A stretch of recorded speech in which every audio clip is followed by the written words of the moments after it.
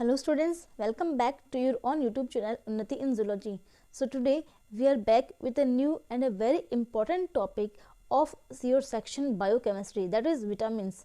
So in this video tutorial I will be discussing about the topic vitamins, that is very important for both NET classes, UG courses, PG courses and in NEET syllabus also. So देखिए, this is the topic of vitamins. आपका जो section होता है biochemistry है ना, चाहे आप UG के एग्ज़ाम दे रहे हैं, चाहे आप पीजी के एग्ज़ाम दे रहे हैं, चाहे आप नीट के स्टूडेंट हैं और चाहे आप नेट कर रहे हैं, तो भी विटामिन्स एक बायोकेमिस्ट्री का टॉपिक होता है जो आपकी बहुत इंपॉर्टेंट होता है और जहाँ से मोस्ट ऑफ द क्वेश्चंस बनते हैं और डायरेक्ट क्वेश्चंस बनते हैं। यहाँ ऐसा कुछ नहीं है कि आपको सोचना समझना पड़ता है, डायरेक्ट क्वेश्चंस बनते हैं जो आपको एग्जाम में अटेम्प्ट करने पड़ते हैं। सो आइए आज हम बात करते हैं इस चैप्टर विटामिन्स के बारे में। आई होप आप सबको ये वीडियो समझ में आएगा। सो वीडियो को एंड तक ज़रूर देखिएगा और वीडियो में बने रहिएगा ताकि अपन ये टॉपिक अच्छे से आज क्लियर कर पाएँ। Okay, so let's start the video. देखिए, सबसे पहले हम बात करते हैं विटामिन्स की डेफिनेशंस की। तो विटामिन्स होते क्या हैं? देखिए, ये तो आप बचपन से सुनते आए हैं कि हम फूड लेते हैं and in food we are taking various types of nutrients such as carbohydrates, proteins, fats, vitamins, minerals, roughage, water etc. है ना। तो ये जो मुख्य प्रकार के न्यूट्रिएंट्स होते हैं जो हम फूड में लेते हैं, उसी में फूड में ही हमारे एक न्यूट्रिएंट में ही प्रकार होता है विटामिन जो हम खाने के साथ लेते हैं फूड के अंदर। ओके, देखिए डेफिनेशन क्या है। These are organic compounds required in trace by the body to perform specific cellular functions. So ये जो होते हैं ये ऑर्गेनिक कंपाउंड्स होते हैं।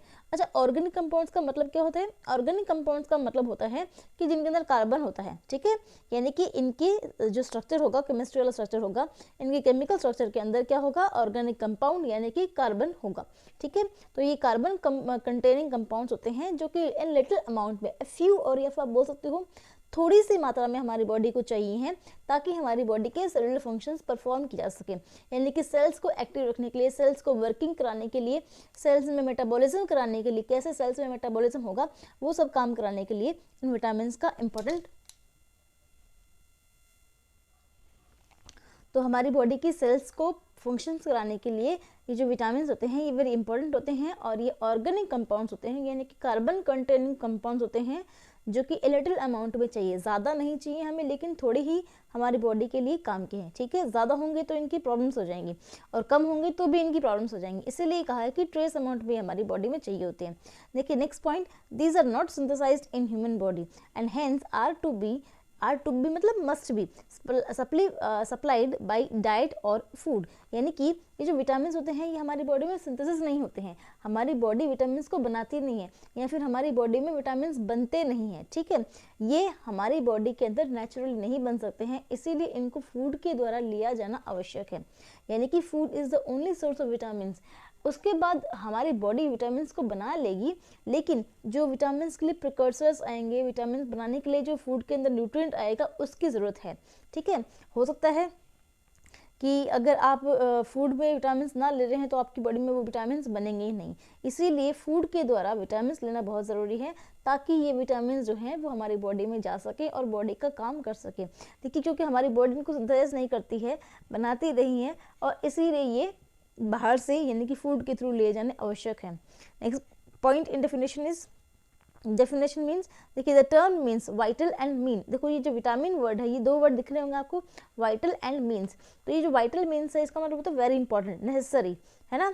एंड माइन मतलब, माइन यहाँ पे माइन मतलब है जिनका क्या है, ये माइन हमने लिया है अमाइन से, ठीक है। देखिए ये तो यहाँ पे the term means vital and mine. ये जो वाइटल है, vital bodies for life, vital यानी कि important bodies for life, very important, must bodies. Vital मतलब बहुत ज़्यादा आवश्यक है, जिनके बिना रहा ही नहीं जा सकता, ठीक है। तो vital means very important bodies हैं लाइफ के लिए। एंड अमाइन, अमाइन मीन्स जो कि ओरिजिनली क्या होते हैं, अमाइन होते हैं, यानी कि NH2 ग्रुप इनके अंदर होता है, ओरिजिनली होता था, ऐसा माना जाता था, ठीक है, कि होता है या होता था, लेकिन अभी ऐसा नहीं होता है। NH2 ग्रुप है या नहीं ऐसा कोई कंपल्सरी नहीं है, विटामिन में हो भी सकता है, नहीं भी हो सकता है। So it is not the perfect definition but it was suppose to be a definition before early times. Okay, so ये है definition. In this definition what we have done, first we have seen that vitamins are organic compounds, second they are required in trace amount, and third, they are very important to perform the cellular functions.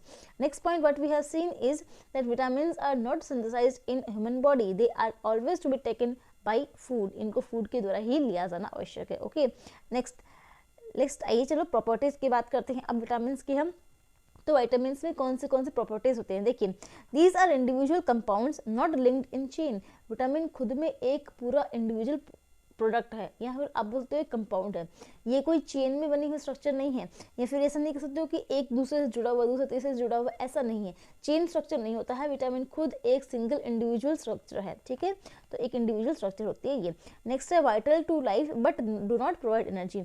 हाँ, vital तो है, ये अभी हमने देखा था यहाँ कि वाइटल है बॉडीज की लाइफ के लिए, यानी कि इंपॉर्टेंट है हमारी लाइफ के लिए, या फिर बहुत ज़्यादा मस्ट इंपॉर्टेंट है ना, लेकिन ये एनर्जी प्रोवाइड नहीं करते हैं. जैसे हम फूड खाते हैं, फूड में कार्बोहाइड्रेट्स लेते हैं तो carbohydrates produce energy, but vitamins do not produce energy. Vitamins जो होते हैं वो क्या करते हैं, एनर्जी नहीं बनाते, यानी कि एटीपी बनाने में इनका कोई रोल नहीं होता है. एटीपी फॉर्मेशन में ये डायरेक्टली रोल नहीं करते, या फिर आप कह सकते हो कि हमने जो विटामिन खाया उससे एटीपी बनेगी, ऐसा कुछ नहीं होता है. ठीक है, next assist with release of energy. दूसरा, ये एनर्जी बनाने में काम तो नहीं करते, एनर्जी बनाने के लिए तो ये हेल्प नहीं करते, फिर एनर्जी बनाने में या फिर एनर्जी तो ये प्रोवाइड नहीं करते, इनसे एनर्जी नहीं मिलती है, बट ये एनर्जी बनाने में हेल्प करते हैं, या फिर ये एनर्जी को जब एनर्जी बनेगी और एनर्जी को हम यूज़ करेंगे, एटीपी को यूज़ करेंगे, तो उसमें एज ए कोएंजाइम ये हेल्प करेगा, एज ए कोएंजाइम यानी कि साथ में फंक्शन करने का काम करेगा. नेक्स्ट देखिए assist in formation of hormones. दूसरा काम इनका जो इम्पोर्टेंट है वो है कि ये हार्मोन्स बनाने का काम करते हैं. हार्मोन्स बनते हैं विटामिन्स से, यानी कि हार्मोन्स जो अपने होते हैं केमिकल स्ट्रक्चर होते हैं, है ना. आपको क्या पता है, देखिए hormones are the chemical compounds which help in performing various functions through signals, है ना. तो हार्मोन्स हमारी बॉडी में एंडोक्राइन ग्लैंड्स से निकलने वाले एक केमिकल सब्सटेंस होते हैं जो कुछ ना कुछ सिग्नल लेकर आते हैं और उस सिग्नल को परफॉर्म करवाते हैं. तो ये जो हार्मोन्स होते हैं इनको बनाने के लिए भी विटामिन्स आवश्यक हैं. ठीक है, नेक्स्ट पॉइंट देखिए जनरली एक्ट एज कैटलिस्ट. तो ये विटामिन्स क्या करते हैं, ये कैटलिस्ट की बातें काम करते हैं. And as you all know catalyst are the items which help to increase the reaction rate. Reaction rate को इंक्रीज करने के लिए हेल्प करते हैं, वो होते हैं कैटलिस्ट. कैटलिस्ट क्या होते हैं, वो जो रिएक्शन रेट की स्पीड कर देंगे, यानी कि एक रिएक्शन जो कम टाइम में हो रही थी, लेकिन अगर उनको कैटलिस्ट दे दिया जाए तो वो रिएक्शन बहुत फास्ट होने लग जाएगी. मान लीजिए आपका जो फूड का पचना हो रहा है सॉरी आपका जो फूड का डाइजेशन हो रहा है, उस फूड के डाइजेशन के दौरान, जैसे मान लीजिए आपके फूड के डाइजेशन के दौरान क्या हो रहा है, फूड का उसमें ब्रेकडाउन हो रहा है, ब्रेकडाउन होने के बाद उसको टूटना हो रहा है एंड आगे आगे फंक्शंस हो रहे हैं.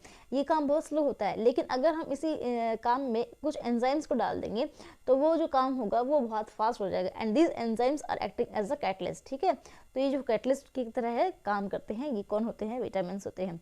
सो अब तक देखिए हमने क्या पढ़ा, हमने विटामिन्स के बारे में डेफिनेशन देखी है एंड देन प्रॉपर्टीज देखी है. प्रॉपर्टीज में हमने क्या क्या देखा है, these are individual compounds, they are not linked in any of the chain, they are vital to life but they do not produce any type of energy. ये produce नहीं करते any type of energy, नहीं ATP, NADP, FADH2, कुछ भी energy का ये रूप नहीं होते हैं. ये सिर्फ और सिर्फ असिस्ट करते हैं एनर्जी बनने में, एनर्जी रिलीज होने में, है ना. एनर्जी रिलीज होने में एज अ कोएंजाइम की तरह ये काम करते हैं और एनर्जी को रिलीज करने में हेल्प करते हैं. दूसरा, ये हार्मोन्स को फॉर्मेशन में हेल्प करते हैं एंड कैटलिस्ट की भांति एक्ट करते हैं. So these were the properties of vitamins. देखिए अब देखिए क्लासिफिकेशन ऑफ विटामिन्स. अगला टॉपिक है, ये है बहुत इंपॉर्टेंट टॉपिक है ना, आपका जो मोस्ट इंपॉर्टेंट टॉपिक है इसमें ये यही है. देखिए विटामिन्स के बारे में डेफिनेशन एंड प्रॉपर्टीज आपको थोड़ी बहुत याद होनी चाहिए, that's not too much important, but the classification is very important because हमें यहाँ पे विटामिन के टाइप्स ही पढ़ने हैं. कौन सा विटामिन कहाँ से आता है, क्या करता है, क्या उसका स्ट्रक्चर है, क्या उसकी वजह से होगा या क्या उसकी कमी से होगा, ये चीज़ वेरी इंपॉर्टेंट है. तो क्लासिफिकेशन में आप याद रखिएगा कि हम विटामिन्स को जो क्लासीफाई करते हैं वो अकॉर्डिंग टू द सॉल्युबिलिटी करते हैं, according to their solubility. Solubility किसके अंदर, पानी के अंदर या फिर फैट के अंदर, है ना. तो फैट के अंदर और लिक्विड के अंदर, ये यू कैन से वाटर के अंदर हम उसको सॉल्युबिलिटी को चेक करते हैं या फिर उनका फंक्शन क्या हो रहा है अपने मेटाबॉलिज्म के, उस अकॉर्डिंग हम विटामिन्स को आगे इन टाइप्स में बांटने वाले हैं। देखिए ये है क्लासिफिकेशन ऑफ विटामिन सी, यहाँ पे मैंने आपको अलग से दिया है ताकि आपको ये क्या है, ये जो आपका छोटा सा एक बना है ना, ये आप पॉकेट नोट बनाकर अपने स्टडी टेबल के पास लगा लीजिए ताकि ये आपको याद हो जाए। जैसे भी आप आस पास आएंगे जाएंगे तो आप जब भी अपने स्टडी टेबल के पास रहेंगे, जहाँ आपकी आंखें ज़्यादा पड़ती हैं, ऐसी जगह पे इसको आप लगा लेंगे तो वहाँ पे आपको क्या होगा, ये तुरंत याद हो जाएगा। बार बार इसको रिवाइज करेंगे तो ये याद हो जाएगा। और वैसे भी आप यहाँ देखिए बहुत इजी है। अकॉर्डिंग टू सोलिबिलिटी में विटामिन को हमने पार्ट में बांटा है। Number 1 is water soluble vitamin and the number 2 is fat soluble और द लिपिड सोल्यूबल विटामिन। तो देखिए पहले वाले होते हैं वाटर सोल्यूबल विटामिन, ठीक है, दूसरे वाले होते हैं फैट सोल्यूबल विटामिन, यानी कि विटामिन सोल्यूबिलिटी के आधार पर 2 टाइप्स में बांटे गए हैं। Number 1 is water soluble and the second one is fat और लिपिड सोल्यूबल। फैट बोलिए चाहे लिपिड बोलिए एक ही बात है। वाटर सोल्यूबल आज आपको पता होगा they are not oily. Obviously अगर ऑयली नहीं है तभी तो वो वाटर में घुल रहे हैं ना, वाटर में सोल्यूबल हो रहे हैं। So this are not oily. ये क्या है, ये ऑयली होते हैं, ठीक है। एंड हाइड्रोफोबिक कंपाउंड होते हैं। हाइड्रोफोबिक का मतलब क्या होता है, water hating. Hydro means water, phobic means fear. It means they have fear of water, यानी कि इनको वाटर से डर लगता है, वाटर से फियर है इनको, इसीलिए इनका नाम है हाइड्रोफोबिक। तो ये हाइड्रोफोबिक कंपाउंड होते हैं। और ये कैसे होंगे, ये हाइड्रोफिलिक कंपाउंड्स होंगे। मैंने यहाँ लिखा नहीं है, मैं ऐड करती हूँ। तो ये कैसे होंगे आपके, ये हाइड्रोफिलिक कंपाउंड्स होंगे। एंड हाइड्रोफिलिक का मीन्स होता है वाटर लविंग, ठीक है। तो ये हाइड्रोफिलिक है। हाइड्रोफिलिक का मतलब वाटर लविंग। ये हाइड्रोफोबिक थे, ये ऑयली थे, ये ऑयली नहीं है। और ये हाइड्रोफोबिक भी नहीं है बट हाइड्रोफिलिक है। Next, these are not stored in the body. Water soluble जो विटामिन होते हैं ये हमारी बॉडी में स्टोर नहीं किए जाते। क्यों नहीं किए जाते, आप सोचिए जरा।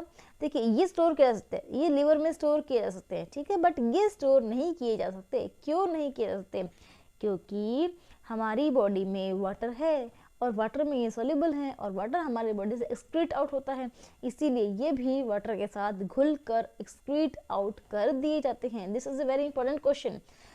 अब जो एग्जाम्स देते हैं उनमें बहुत बार ये क्वेश्चन रिपीट होता है और पूछा गया है कि why water soluble vitamin are not stored in body.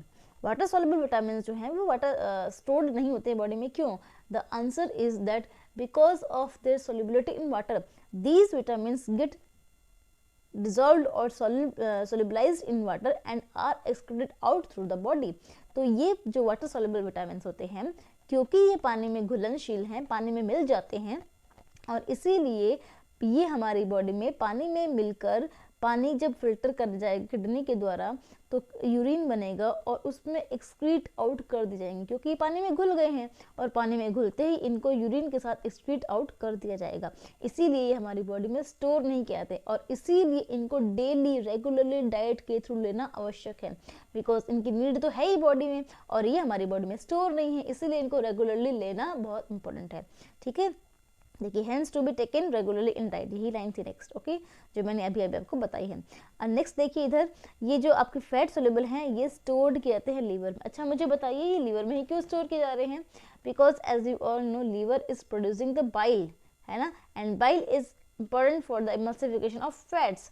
Fat का नाम हम कहाँ पढ़ते हैं? बाइल में पढ़ते हैं, है ना, लीवर में पढ़ते हैं। इसीलिए ये जो विटामिन हैं, ये जो लिपिड सोल्यूबल विटामिन हैं, ये स्टोर्ड होते हैं लीवर के अंदर। समझ में आ रहा है आपको? ये लीवर में स्टोर हो रहा है। एंड लीवर में स्टोर हो रहा है तो लीवर के पास तो एक्सक्रीशन कुछ होता नहीं है, या फिर लीवर से वो चल चल कर यूरिनरी ब्लैडर तक आएंगे नहीं, यूरिन के थ्रू बाहर नहीं निकलेंगे, इसलिए is are not excreted out of body. यानी कि अगर आपकी बॉडी में ये विटामिन हैं तो इनको आपको डेली लेना नहीं ज़रूरत है, ज़रूरत तो वैसे तो है ही, बट हाँ ये है कि अगर आपने कभी नहीं लिया तो भी इनके बिना काम चल जाएगा। बट वाटर सोल्यूबल विटामिन जो हैं वो तो आपको लेने ही पड़ेंगे। ओके, अब देखिए होते कौन से हैं, ये तो हमने पढ़ लिया कि वाटर सोल्यूबल क्या है एंड फैट सोल्यूबल क्या है। अब ये आपको इंपॉर्टेंट है याद करना, only vitamin B and C, vitamin B and vitamin C, ये दो ही विटामिन ऐसे होते हैं जो वाटर सोल्यूबल होते हैं।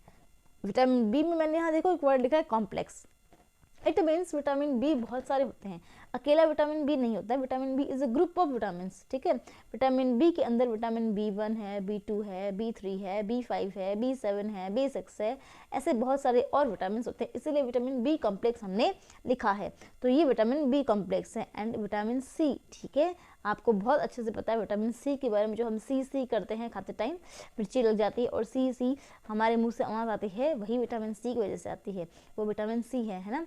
तो ऐसे याद रखना है आपको, विटामिन सी और vitamin B water soluble vitamin हैं।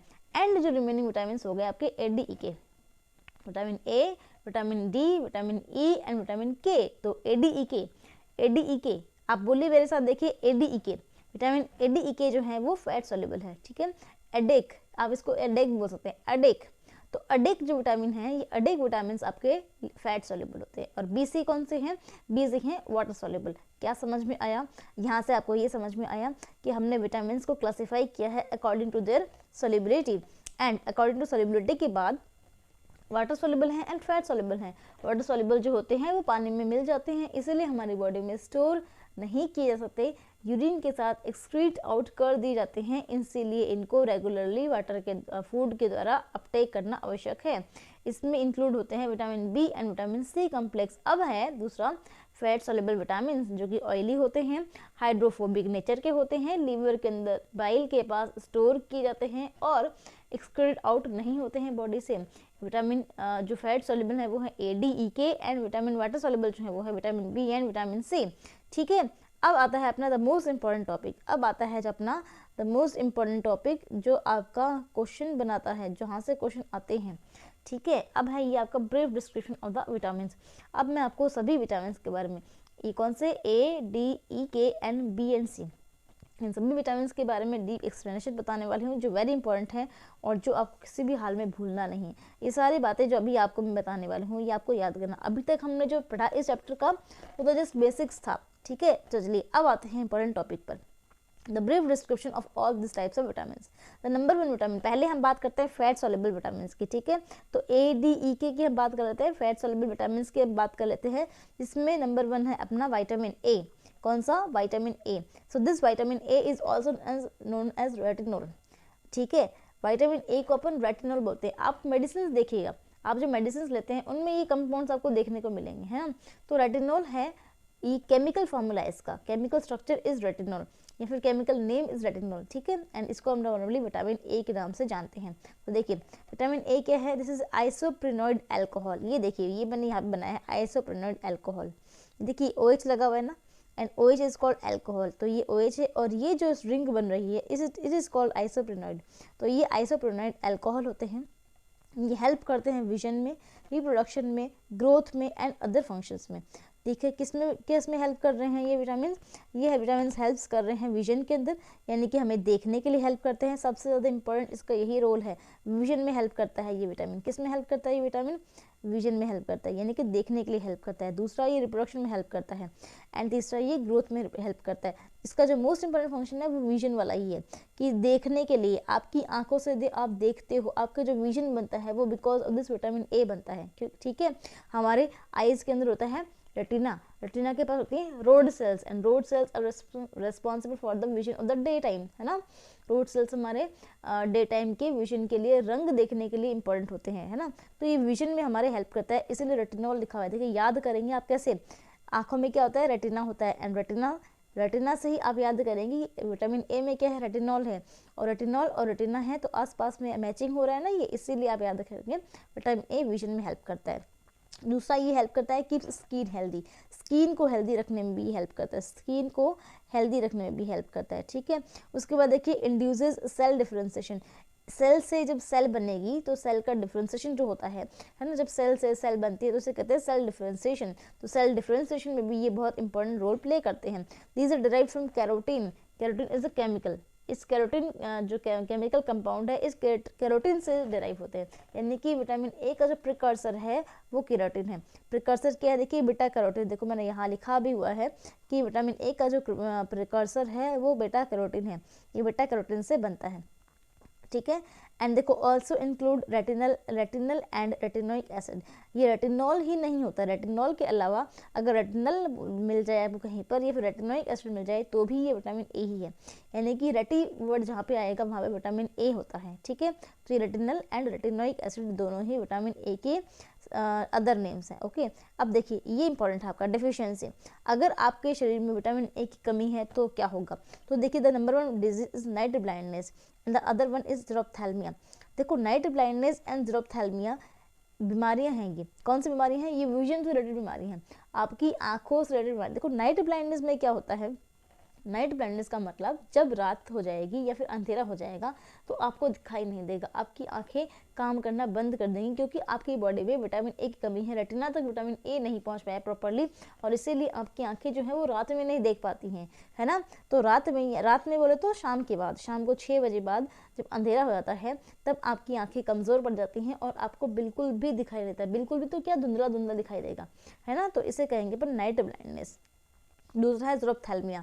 तो ये जो दोनों बीमारी हैं ये विटामिन ए की कमी की वजह से होती हैं। दिस इज़ वेरी इंपॉर्टेंट, आपको याद कर लेना है कि विटामिन ए को रेटिनॉल बोलते हैं, ये विजन में हेल्प करता है और सबसे ज़्यादा ये कैरोटीन से बनता है, इसीलिए कैरोटीन मतलब किस में होता है, कैरोटीन कैरेट में होता है ना। सबसे ज़्यादा कैरोटीन कैरेट में होता है, कैरेट में होता है, आपका थोड़ा बहुत मिल्क में होता है, एग बटर में होता है ना। तो ये आपको क्या करना है, सोर्सेज हैं वो 2-4 सोर्सेज आप याद कर लीजिएगा, और सोर्सेज तो वैसे कोई भी इतना इंपॉर्टेंट नहीं है, फूड सोर्सेज जो भी आप लिख सकते हैं, ठीक है। तो ये जो आपके विटामिन ए है ये क्या करता है, आपको अभी भी मैंने बताया, विजन में हेल्प।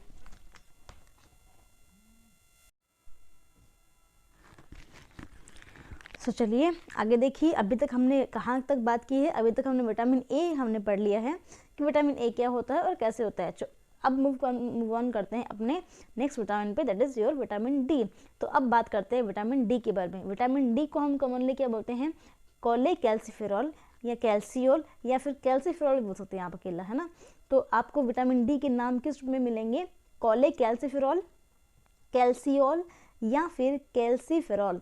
ये 2 नाम अभी मैंने लिए हैं, ये किसके हैं, ये विटामिन डी के हैं, ठीक है। ये देखिए विटामिन डी आप सबको पता होगा, सुना होगा आपने कभी कि this is needed for strong bones and strong teeth.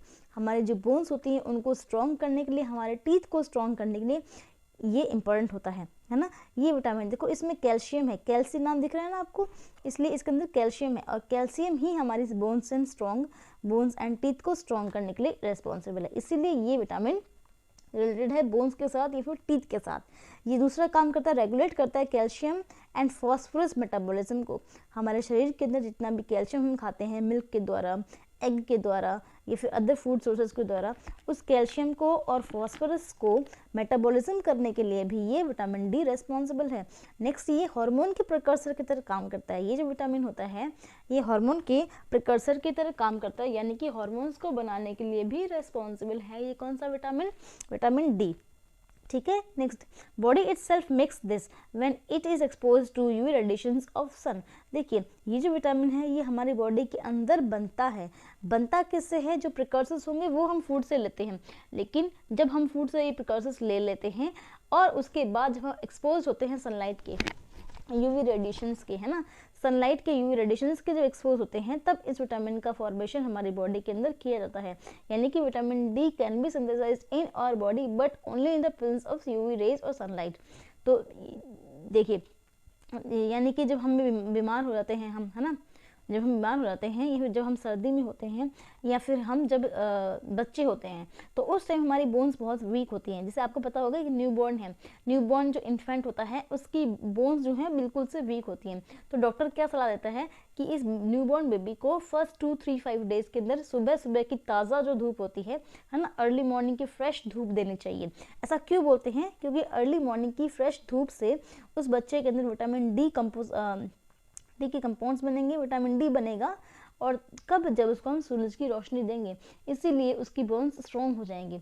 सो ये आप कहाँ से देख रहे हैं, या फिर आप देखिए आप धूप में बैठते हैं सर्दियों में, है ना, तो वहाँ से आपको विटामिन डी मिलता है। अच्छा ये विटामिन डी कर क्या रहा है, आपकी बोन्स को स्ट्रॉन्ग रख रहा है, आपकी टीथ को स्ट्रॉन्ग रख रहा है, ठीक है। तो ये विटामिन डी आपकी बोन्स और टीथ के लिए रिस्पॉन्सिबल है। दूसरा क्या, ये कैल्शियम के लिए रिस्पॉन्सिबल है, कैल्शियम का मेटाबॉलिज्म देखता है ये। और अच्छी बात हमने यहाँ पे ये देखी कि ये विटामिन डी हमारी बॉडी के अंदर सिंथेसाइज किया जा सकता है, but only when it is expose to the UV radiations of sun.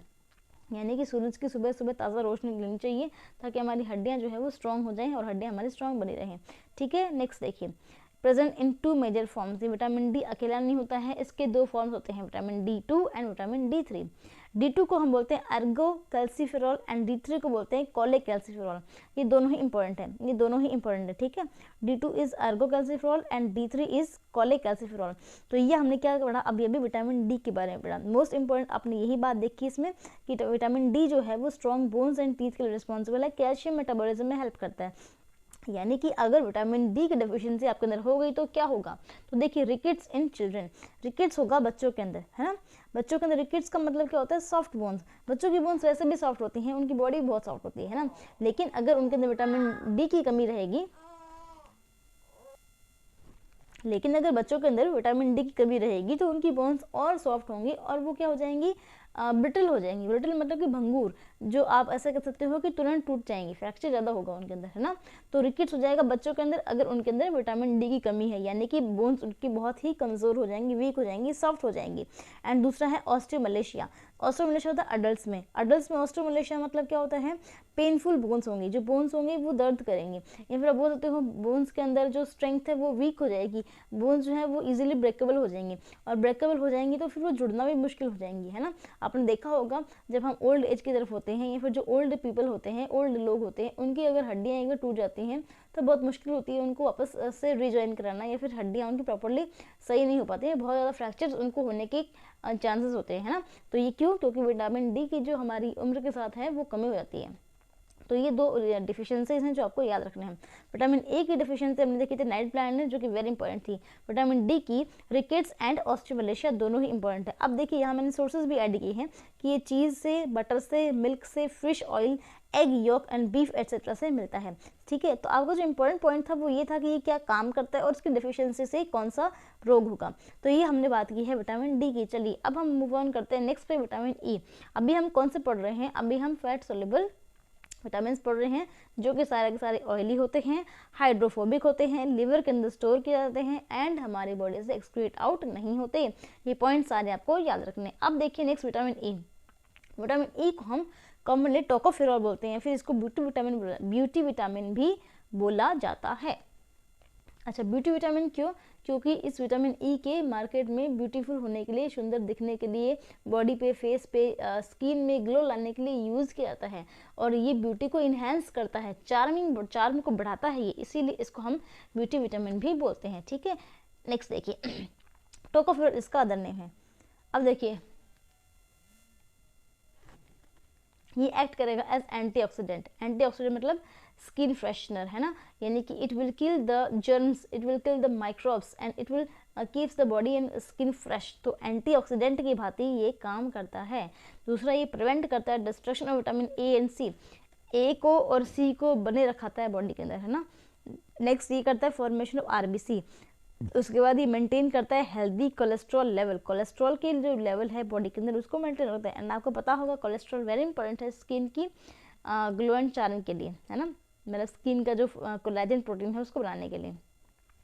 Use as fertility hormone and beauty vitamin. इस विटामिन को फर्टिलिटी हार्मोन्स के रूप में भी इंपॉर्टेंट किया जाता है। ये इसका इंपॉर्टेंट है आपका, फर्टिलिटी हार्मोन की तरह काम करते हैं। फर्टिलिटी हार्मोन मतलब अगर इस विटामिन की कमी हो जाएगी तो स्टेरिलिटी होने के चांसेस भी होते हैं। तो अगर जो कपल है वो क्या कर पा रहे हैं, वो बेबी को कंसीव नहीं कर पा रहे हैं, यानी कि उनके अंदर हो सकता है विटामिन ई की कमी हो, है ना। Next, protects cell membrane from damage. Cell membrane को डैमेज होने से बचाता है, यानी कि सेल जब मेम्ब्रेन डैमेज नहीं होगी तो सेल में क्रैक नहीं आएंगे, सेल में क्रैक नहीं आएंगे तो सेल सुंदर रहेगी एंड कंप्लीटली रहेगी, तो वो अच्छे से शाइन करेगी, है ना। Help increase skin glow and charm. तो स्किन की ग्लो एंड चार्म को बढ़ाने के लिए ये भी काम करता है, ये मैंने आपको बता ही दिया। तो ये है विटामिन ई। विटामिन ई क्या करता है, टोकोफेरॉल इसका नाम होता है। इसको अदर हम कॉमनली ब्यूटी विटामिन भी बोलते हैं, क्योंकि विटामिन ई के कैप्सूल्स आते हैं मार्केट में, जो लड़कियां होती हैं वो क्या करती हैं, उसको उन कैप्सूल्स को स्किन पे लगाते भी हैं, उनको लेते भी हैं, ताकि उनका जो स्किन है वो ग्लो कर सके। तो इसलिए विटामिन जो है आपका ब्यूटी विटामिन है। अगर आपको स्किन में ब्यूटीनेस लानी है, शाइन लानी है, तो आप विटामिन ई ज़्यादा से ज़्यादा लीजिए, है ना, क्योंकि विटामिन ई क्या करता है, एंटीऑक्सीडेंट की तरह काम करता है। माइक्रोब्स से, डिजीज से, या फिर बोल सकते हो जो एलर्जी रिएक्शंस होते हैं उन सबसे हमारी बॉडी को बचा के रखता है। उसके बाद विटामिन ए और सी को टूटने से बचाता है, तो विटामिन ए और सी जो इंपॉर्टेंट रोल प्ले करेंगे वो भी ये कराएगा। उसके बाद एक कोलेस्ट्रॉल लेवल को मेंटेन करता है। साथ ही आपने देखा कि ये सेल मेम्ब्रेन को डैमेज होने से बचाता है, जिसकी वजह से हमारे सेल्स नहीं मरती हैं, सेल्स डैमेज नहीं होती हैं, तो स्किन जो है वो शाइन रहती है, ठीक है। ये तो थे इसके काम। अब देखिए डिफिशियंसी। इस विटामिन की डिफिशियंसी से होगा हेमोलाइटिक एनीमिया, ठीक है, न्यू बॉर्न बेबी के अंदर, मतलब कि जो नए बच्चे हैं, एकदम नए जन्मे बच्चे हैं, उनके अंदर आरबीसी फॉर्मेशन में भी तो ये हेल्प कर रहा है ना ये विटामिन। इसीलिए देखिए अगर इस विटामिन की कमी हो गई तो आरबीसी नहीं बनेंगी, और आरबीसी नहीं बनेगी तो ऑब्वियसली एनीमिया हो जाएगा। एनीमिया यानी कि खून की कमी हो जाएगी, है ना। दूसरा है रिड्यूस्ड आरबीसी नंबर, और तीसरा है स्टेरिलिटी। अभी मैंने बताया था कि ये जो विटामिन है ये फर्टिलिटी के लिए यूज़ किया जाता है, या फिर फर्टिलिटी हार्मोन के रूप में भी यूज़ किया जाता है। इसीलिए अगर ये विटामिन ना होगा तो जो है स्टेरिलिटी होने के चांसेस ज़्यादा होते हैं। ठीक है, तो ये हमने बात कर ली विटामिन ई की। अब देख लेते हैं इनके सोर्सेज। वेजिटेबल ऑयल है, होल ग्रेन है, नट्स हैं, एग है, बटर है, कॉर्न, ऑलिव एक्सेट्रा। तो देखो सोर्सेज आपके लिए बहुत इजी हैं, सोर्सेज आपको लर्न नहीं करने हैं, और सोर्सेज आपको लिखने भी नहीं होते हैं एग्जाम में, है ना। बस ये हमने यहाँ पे ये है कि हाँ आपको बताने के लिए कर दिया। बाकी आपको पता ही है सभी फूड सोर्स में कुछ ना कुछ ट्रेस अमाउंट में ये सारे विटामिन होते ही होते हैं। तो अभी तक हमने क्या बात की है गाइस, देखिए विटामिन ए हमने बात कर लिया, विटामिन डी हमने पढ़ लिया, एंड विटामिन ई हमने पढ़ लिया।